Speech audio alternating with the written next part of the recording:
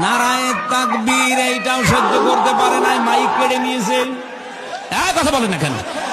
অথচ সেই আল্লাহ পাক সেই মেয়েটার মুখ দিয়ে এখন নারায়ে তাকবীর একেবারে প্রকল্পিতভাবে উচ্চারণ করাচ্ছে। আল্লাহর কালেমার দায়িত্ব আল্লাহ নিয়েছেন। যত বাধা দেবেন এর ফোর্স তত বাড়বে। খুলনাবাসী, সোসের ছিদ্র দিয়ে উট প্রবেশ করা যেরকম অসম্ভব, যে মানুষগুলো আল্লাহর কোরআনের আয়াত শোনার পরে বিশ্বাস করতে চান না, মনে করেন হামজা মনে হয় বানিয়ে বলছে, অহংকার করে মুখ ফিরিয়ে চলে যান। আপনার জন্য আকাশের একটা দরজাও খোলা নেই, হবেও না খোলা।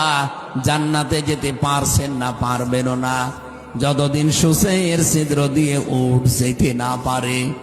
এটা যেমন অসম্ভব, আপনার জন্য জান্নাতেও যাওয়া ওইরকম অসম্ভব। ওয়াকাযালিকা নাজিসিল মুজরিমিন, আল্লাহ বলেন পাপিষ্ঠদেরকে এইভাবে শাস্তি দেব।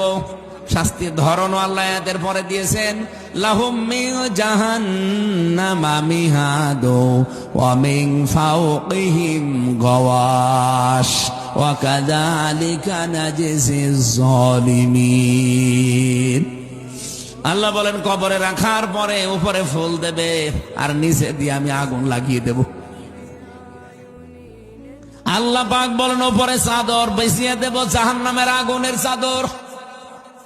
আয়াতগুলো পড়লেই কেমন জানি মনের ভেতরে সাত করে ওঠে। আল্লাহ, বাংলাদেশে বহু মানুষকে আমরা নিজেরাই কবরে রাখি, বিসমিল্লাহি ওয়া আলা মিল্লাতি রাসূলিল্লাহ বলেও কবরে রাখি, যে আল্লাহর নামে রসুলের দলে দিয়ে গেলাম, অথচ সারা জীবন আল্লাহর নামও সহ্য করতে পারি নাই।